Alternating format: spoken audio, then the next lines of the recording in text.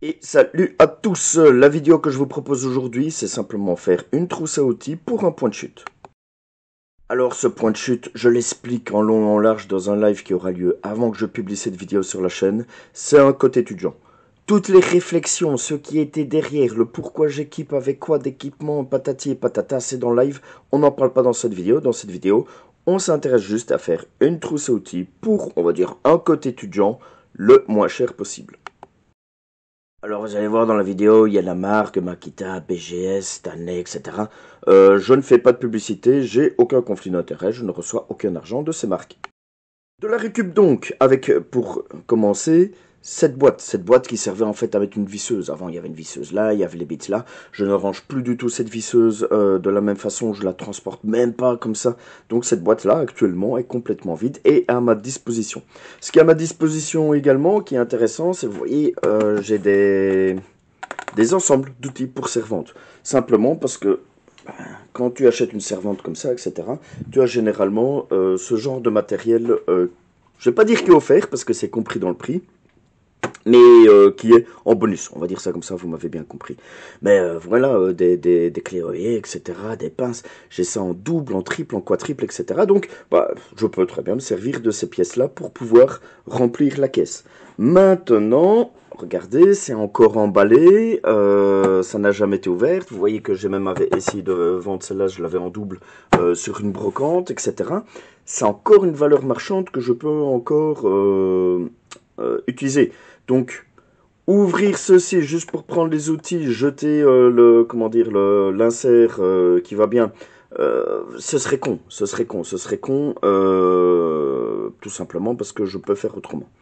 Malheureusement, vous voyez, j'en ai 1, 2, 3, 4, 5, j'en ai pas d'autres, j'en ai des doubles, des triples, encore une fois, mais j'ai que 5 types, et dans cette caisse, ben, ça ne rentrera pas.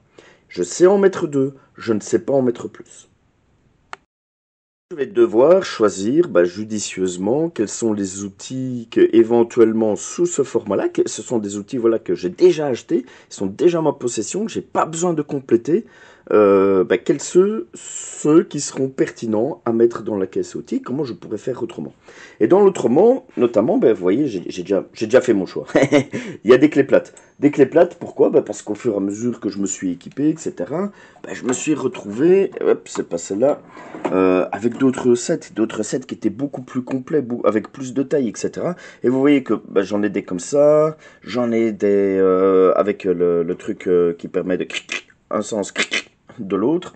En gros, voilà, j'en ai déjà, ça faisait redondance dans le stock. J'avais gardé ça parce que je pense que ça c'était le tout premier kit de clés plates que je m'étais équipé.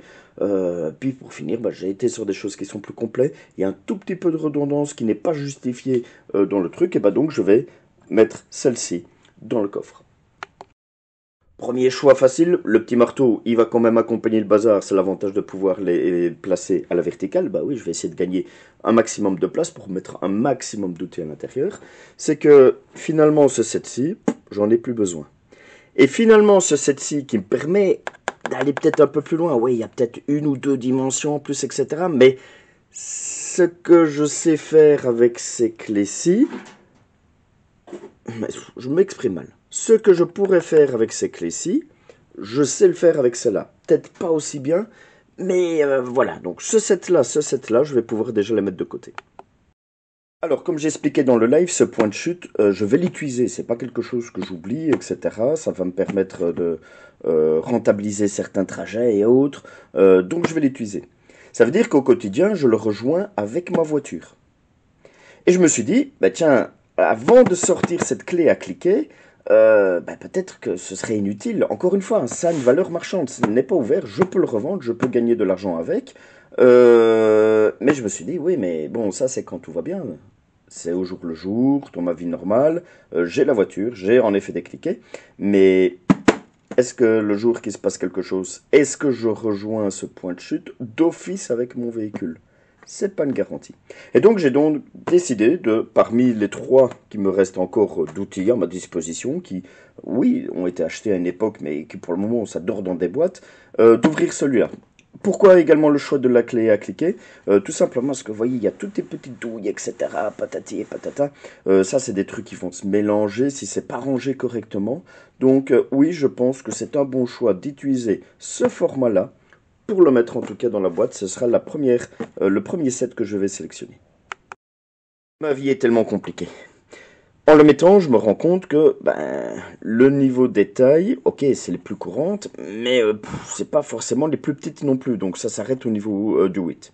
Et je me suis dit, tiens, est-ce que ce serait pas pertinent d'ajouter, donc ça c'est le set de la maison, d'ajouter ce module-ci, qui me permettrait d'avoir des tailles beaucoup plus petites, et surtout, et non négligeable, regardez ici des petits embouts. Alors bon, ça me permettrait quand même de me passer d'une chier de tournevis, parce que finalement je l'aurai, j'ai pas besoin de déballer l'autre et autres. Soit je prends celui de la maison, mais de toute façon il m'en faut un à la maison, soit disons plutôt j'en commande un autre, et celui-là ira dans le trousse. Dans la boîte à outils, pardon. Le problème c'est que ça, en valeur marchande, c'est 80 €. C'est un peu trop pour un projet qui se veut le plus économe possible. Et surtout, avec les petites dimensions, je sais aller les chercher ici. Ok, peut-être pas en dessous du 6, mais je sais quand même aller chercher, on va dire, les écrous les plus courants. Donc, mauvaise idée. Où on en est?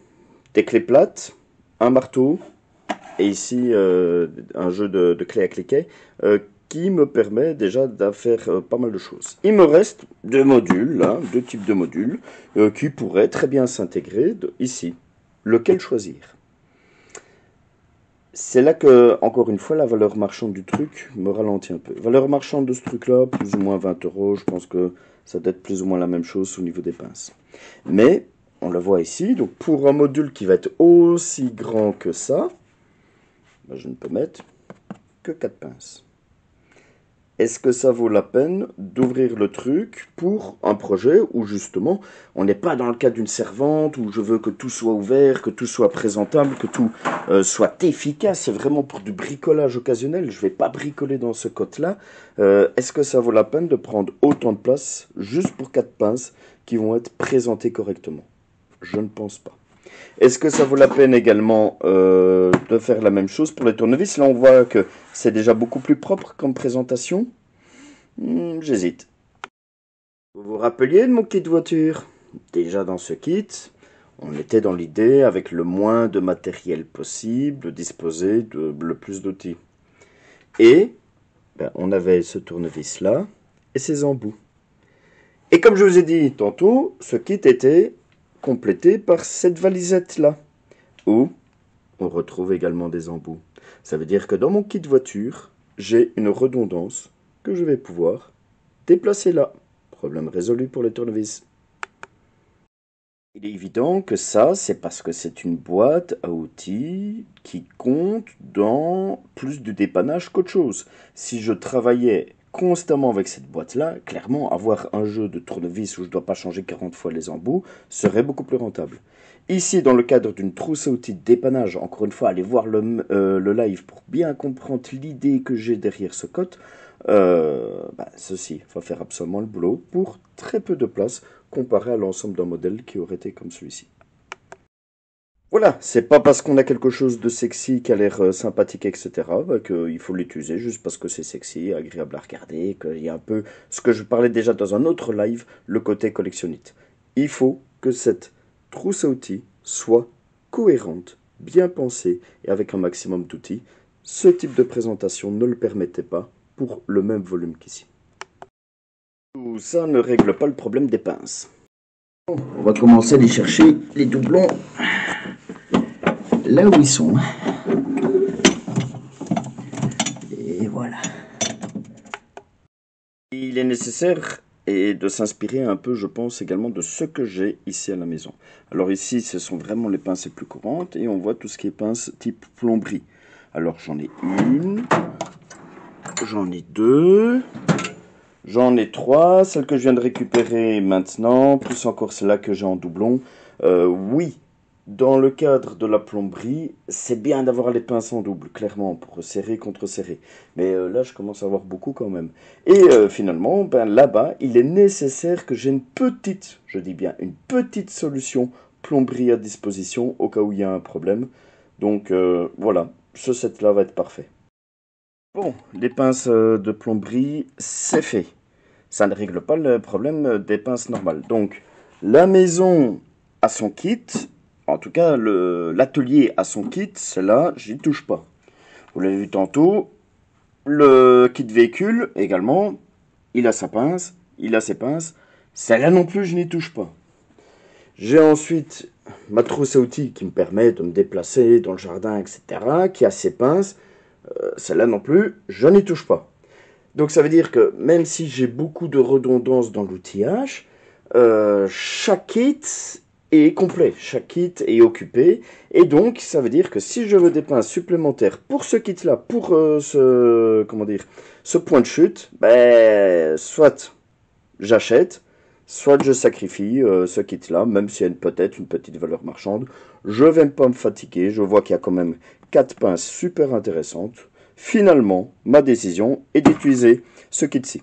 Maintenant, évidemment, par place, dans un premier temps, on va garder le moule. On verra bien les autres outils qu'on va mettre, mais au pire, je le dégage, je le conserve sur le côté, au cas où, un jour, je veux que ces pinces-là réintègrent une servante, par exemple.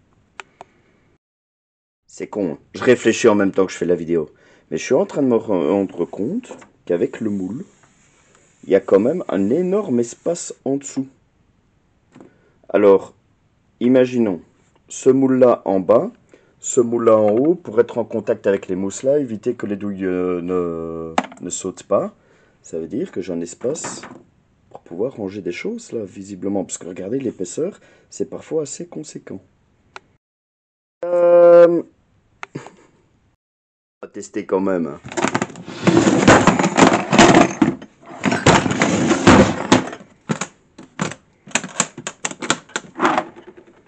Bah, c'est pas trop mal. J'avais oublié ce détail.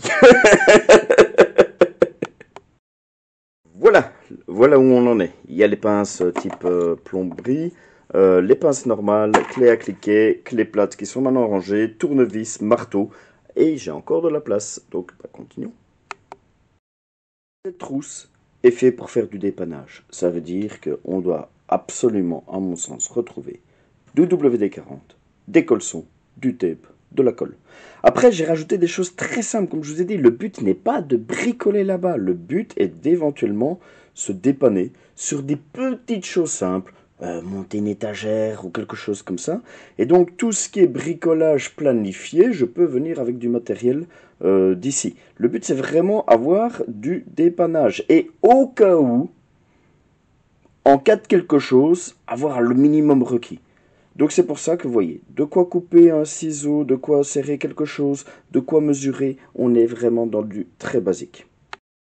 Alors dans la catégorie, vous n'avez probablement pas vu venir, un petit fer à souder. En effet, voilà, ça se met en boîte électronique, j'en ai encore là, j'ai encore ma petite station là. Je ne vais pas me priver au domicile en mettant celui-là qui était gentiment offert par un copain à l'occasion. Peut-être discutable, du nettoyant contact pour tout ce qui est électronique. La plomberie du bâtiment étant vieillissante, il me semble nécessaire de mettre évidemment du téflon. Des charpies, bien sûr. La petite lampe de bricolage qui va bien. Pour le tiroir du bas, on pourrait peut-être encore mettre 2-3 trucs, mais voilà, je veux pas trop charger, je veux que ça soit encore assez accessible. Du petit consommable, des wagos pour tout ce qui est électricité, des vis éventuellement pour devoir renforcer quelque chose, des systèmes boulons et des rondelles. Vous allez me prendre pour un grand cinglé, mais ce cote n'a qu'un seul interrupteur pour la lumière. J'en prévois donc un de rechange. Alors je ne sais pas si je vous l'ai déjà dit, mais je pense que la tuyauterie, la plomberie, elle m'inspire pas confiance. J'ai mis des joints, j'ai complété par quelques clous, un tout petit peu de quincaillerie également. Pour terminer, une sangle Racagnac histoire de serrer fort et de la corde.